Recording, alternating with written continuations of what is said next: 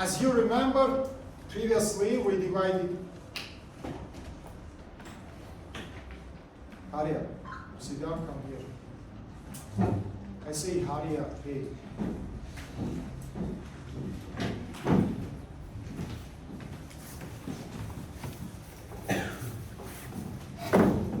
Last time, as you remember, we divided neck into portions.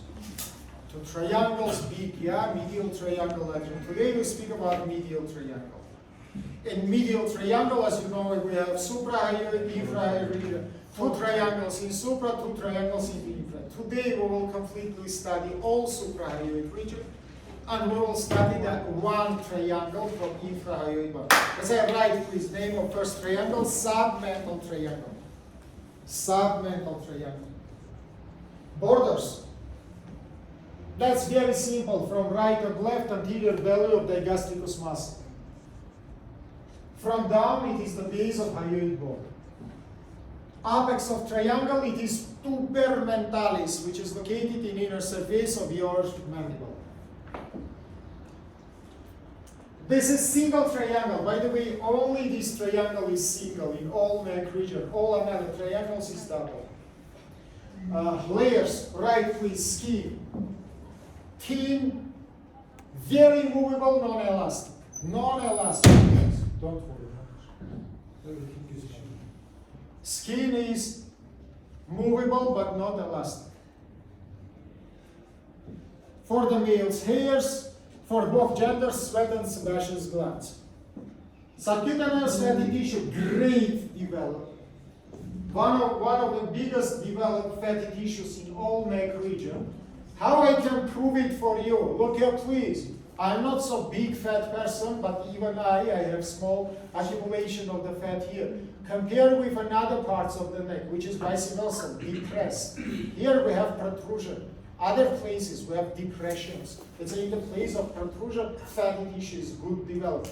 Content of the fat, right please. Inside of the fat, we have superficial veins. And the first vein, most important vein, it is vena mediana colli, the midline vein of the neck. 50-50, yeah, yesterday I told you, or it is single, it passes by midline, or it is double, it passes by both sides of the midline. Both situations we can have. So, important vein, why? For example, in this triangle, you make the main accesses to the floor of your oral cavity. For example, in the case of the tumors of the sublingual gland, tumors of submandibular gland, abscesses of the diaphragm of the oral cavity, all these accesses you will do here. If you will damage this vein without the ligation, it gives formation of hair embolism. Remember about it. Continue, please. Also in the fatty tissue, we have branches of nervus facialis, and it is nervus marginalis mandibular. 4th branch. And there are one special structure which we call arcus cervicalis superficialis. Arcus cervicalis superficialis. Open the brackets and write, please. It is junction between ramus colli nervi facialis and nervus transversus colli from plexus cervicalis. Ramus colli nervi facialis and nervus transversus colli from plexus cervicalis join each other and they form arcus cervicalis superficialis. Open the brackets and write, please. It is innervated platysma muscle.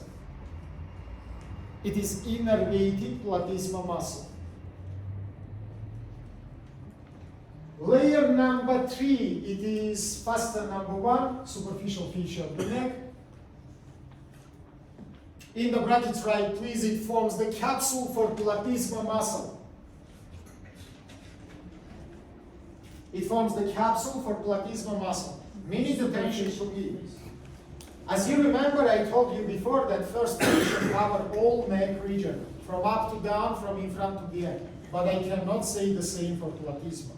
Platysma doesn't cover all the neck. And here in this triangle, by middle line, platysma will be absent.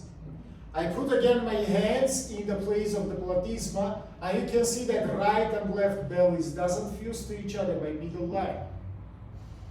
Let's say don't be confused and you will pass your controls.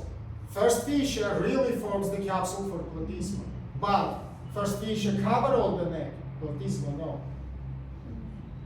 Idea is understandable for you. Continue, please. Next layer, it is faster, number 2. It forms the capsule for the gastricus muscle,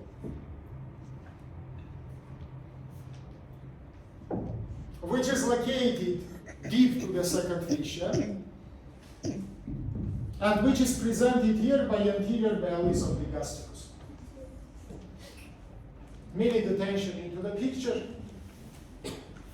That is our digastricus muscle, posterior belly and anterior belly, and this both bellies covered by second fascia. But in this triangle we have only anterior belly. Posterior belly doesn't locate it in this triangle. Yes. Continue, please.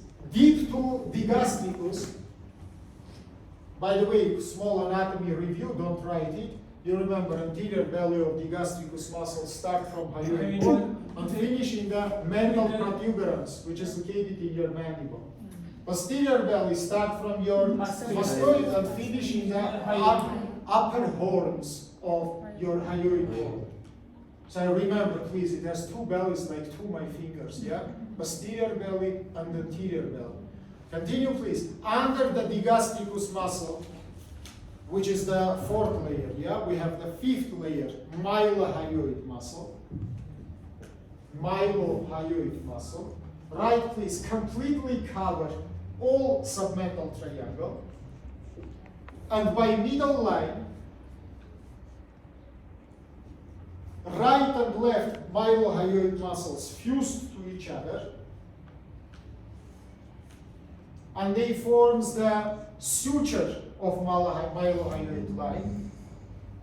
In the Latin we say raphe mylohyoidea,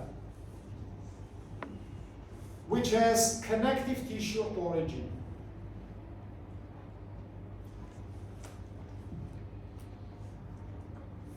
One minute, look in the picture, please.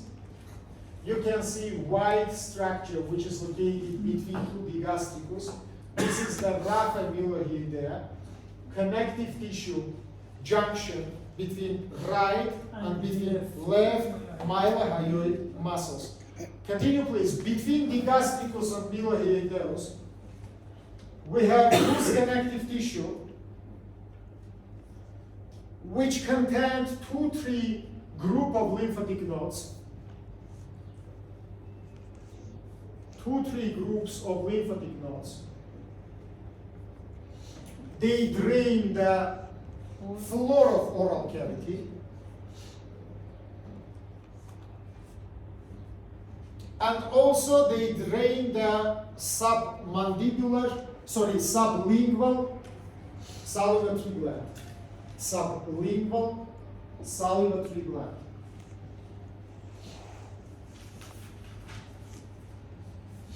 Deep to mylohyoid muscle.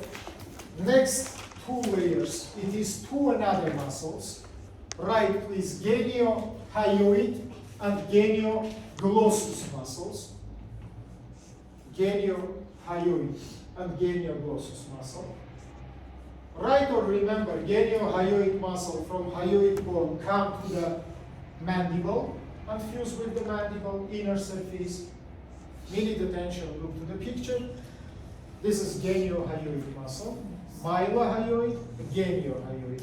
And under of it, you can see much more big muscle, which we call genioglossus.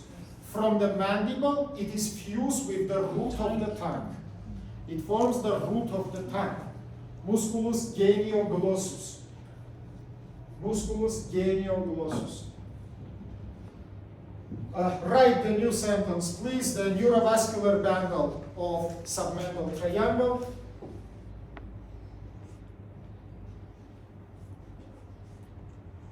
Right, please. It is the submental artery. Open the branches and write, please. It is the branch of arteria facialis.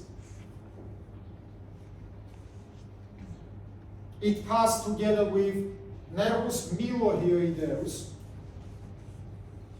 It is the nerve which is from nervus alveolaris inferior. Let's say together they form neurovascular bundle.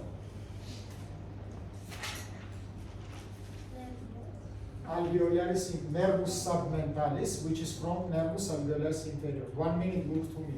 In the next previous class, then we studied deep face region. I told you that nervus mandibularis gives the inferior alveolar nerve, which is come to the inner surface of your mandible, and by foramen mandibulare enter inside of canalis mandibularis. But before entering inside of this canal, it gives the nervus mylohyoideus. Let's say arteria submentalis together with nervus mylohyoideus forms the neurovascular bundle. In the brackets, write please, this neurovascular bundle located between mylohyoid muscle and geniohyoid muscle. Mylohyoid and geniohyoid. That's why now, my friends, minute attention. If I will enumerate it, all muscles from superficially to deep, it will be 4 muscles. Digastricus, mylohyoideus, geniohyoideus, genioglossus. That's why in this region we have 4 muscles. Digastricus, mylohyoid, geniohyoid, genioglossus. Remember it, please. We finished to write about submental triangle, now submandibular. In previous group I started to explain it, but anyhow, let's do it once again. Write please, borders. If you have, yesterday you write, just listen to me. If you don't have, you can write. Submandibular triangle, borders. From upwards, it is inferior margin of the mandible. From anterior and posterior, it is anterior and posterior belly of the gastricus muscle. Minute attention into the picture. That is our submandibular triangle. From upwards, inferior margin of mandible. From in front and from behind, you can see anterior. By the way, don't mix with this muscle. This is stylohyoid muscle. Stylohyoid muscle located more superficially to the gastricus. From styloid process to the hyoid bone. Today we will speak about it. Layers, skin, like in previous triangle, everything is same. Everything. Fatty tissue also, everything is same to previous triangle. It has the same content, I mean the nerves. Again, we have ramus marginalis mandibular from nervus facialis, and again we have arcus cervicalis superficialis, which is originated from 2 origins, yeah, partly facialis, partly nervus transversus, which is from cervical plexus. Superficial veins, right please, inside of this triangle, we have uppermost part of external jugular vein. External jugular vein, which is located in fatty tissue. Minute attention to me, friends. Minute attention to me. In previous my class, we spoke about fossa retromandibularis, which is anatomically belong to submandibular triangle. As you remember, surgically, we provided imaginary line, which is connected angle of the mandible with tip of your mastoid process to include this fossa inside of the head region. But in real case, it is submandibular triangle. And inside of this fossa, as you remember, vena retromandibularis gives the posterior branch, which is connected with posterior auricular and occipital veins, and together they form external jugular vein. So your external jugular vein originated here, guys. It is upper lateral angle of submandibular triangle. Remember about it. That's it. Again, yesterday I spoke about it, but if you didn't write, you can write, please. It is projected from angle of your mandible up to the midpoint of your clavicle. That is projection of your external jugular vein. Again, angle of your mandible, connect with the midpoint of your clavicle. What is special for this vein? First of all, it is biggest superficial vein of the neck. That's a trauma of it can give formation of huge air embolism. Second, it is very superficial, especially upper portion. Minute attention to me. 1 minute, everybody, look to my neck. Upper 2/3 of this vein located in fatty tissue between first and second fascia. Lower 1/3 goes deep. It is perforated second, third, and fifth fascia and drained into the pyramid of venous or inside of internal jugular or subclavian veins. because internal jugular and subclavian veins here located under of fifth fascia. There's a terminal portion, terminal 1/3 of external jugular vein is not superficial. It is deep because it is perforated the fastest and goes to inside. But upper 2/3 of your external jugular vein, it is in fatty tissue, it is superficial.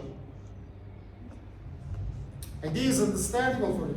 If in controls I will ask you, what content has fatty tissue? I will say nerves and one vein. It is upper portion of external jugular vein, which is located in the fatty tissue. Also in the fat we have third layer, which we call superficial fascia. Superficial fascia located in fatty tissue everywhere, not only in neck region, guys. Fatty tissue contains superficial fascia. That is the rule.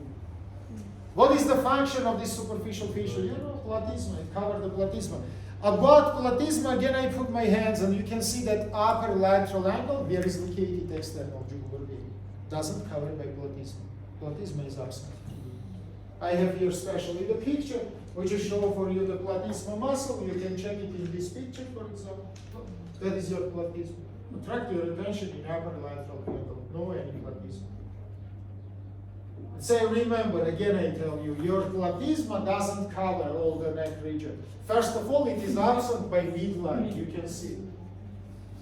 Second, it is absent in the lateral upper portions. Again, you can see.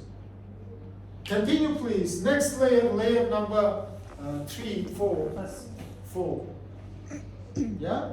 Yeah. First skin, second fat, third is first fascia, fourth it is second fascia of the neck.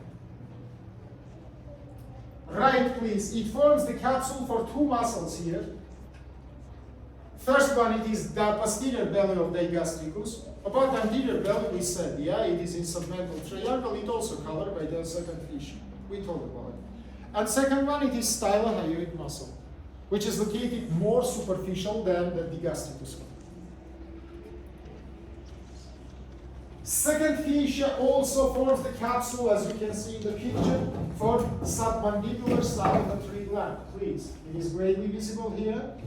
And as you remember, this capsule, it is non-connected space of the neck. We call it sulcus mandibularis. Open the brackets and write, please. This is closed space, which contains loose connective tissue, three group of lymphatic nodes. It is anterior, posterior, and inferior group of the lymphatic nodes.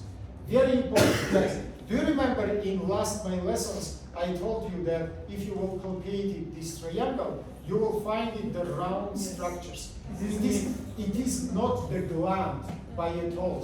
It is the lymphatic nodes, which is located inside of the gland.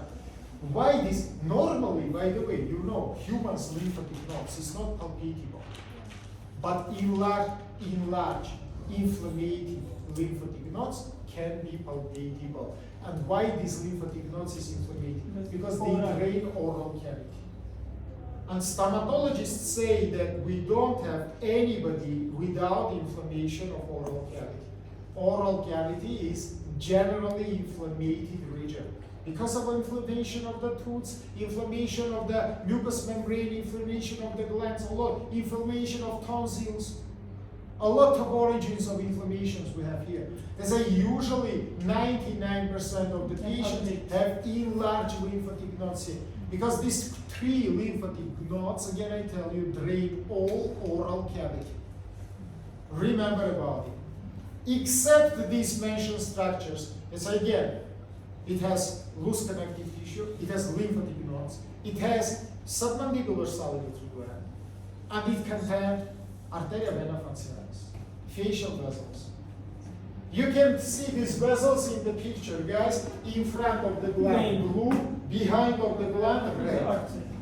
That's a vein located superficially, artery located deep, under. Little bit about vein, 1 minute attention to me. You know that in this region, vein is connected, as you can see in the picture, with anterior branch of retromandibular vein. Together they form common facial vein, which is draining to internal jugular vein. 2 minutes before, I spoke about posterior branch of retromandibular, which is involved in formation of external jugular. Now anterior branch of retromandibular. It is connected with facial one, with lingual one, with superior thyroid one, and together they form common facial vein, which is drained into internal jugular vein. It is very visible. Look, this is external jugular vein. This is internal jugular vein. You can see that internal is much more deep. External, internal. Do you understand it or no? Yes. Let's continue. Right, please. Next layer. Layer number, I don't know which one. Number 4, number 5.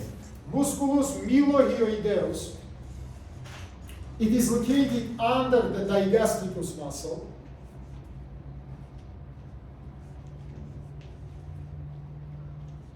Under the digastricus muscle. And it is covered only half of this triangle, anteriorly. Posterior part of the triangle doesn't cover by mylohyoid.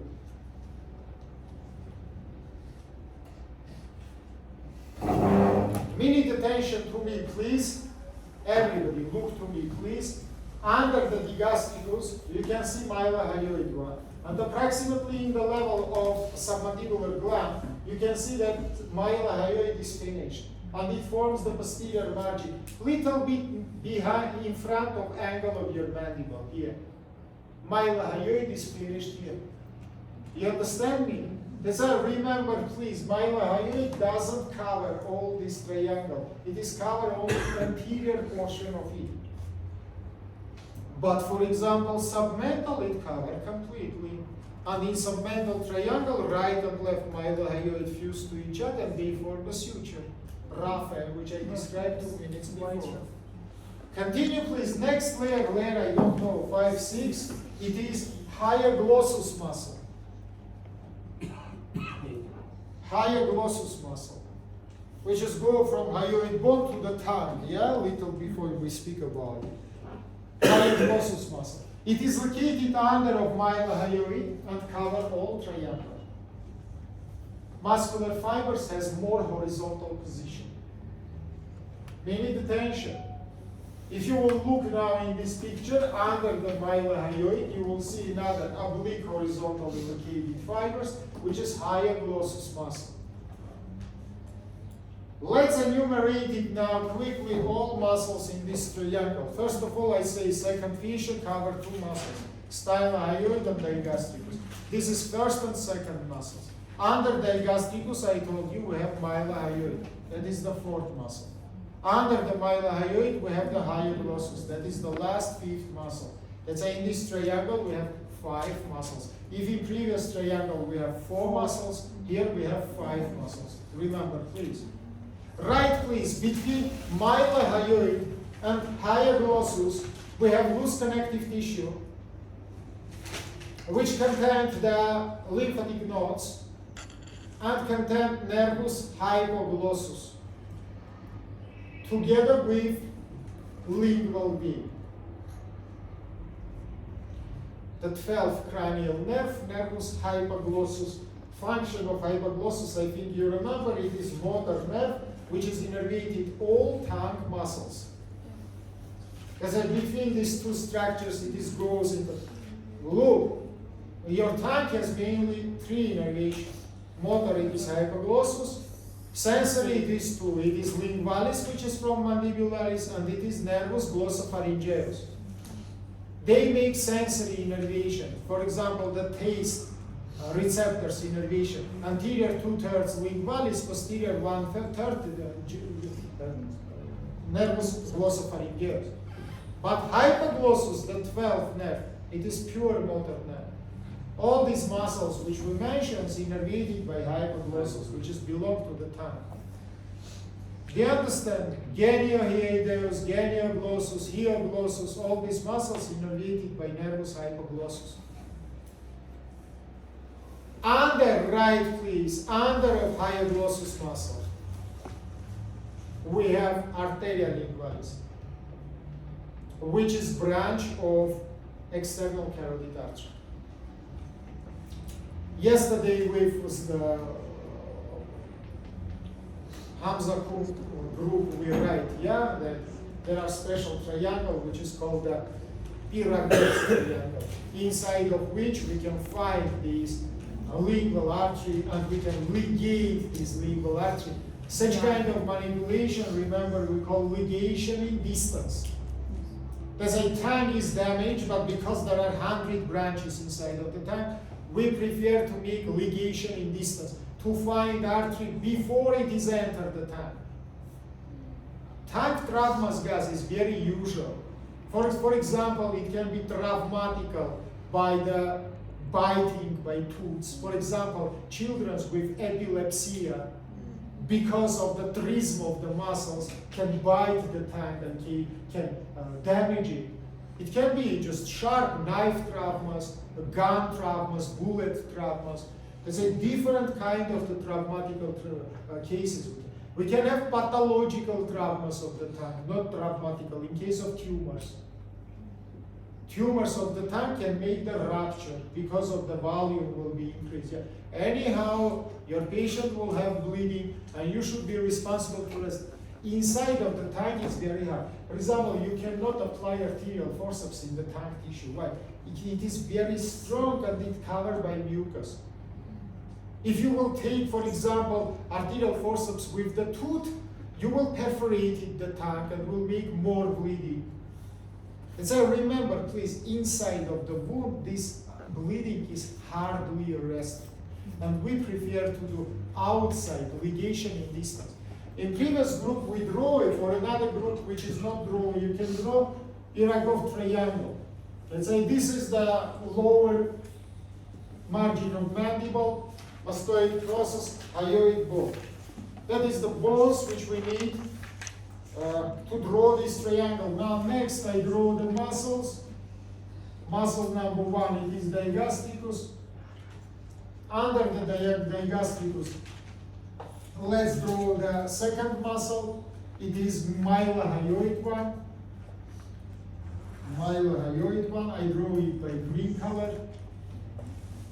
As I say, mylohyoid doesn't cover all the triangle. Posteriorly, we don't have the mylohyoid one. And from upwards, I draw the blue structures, which is goes to up.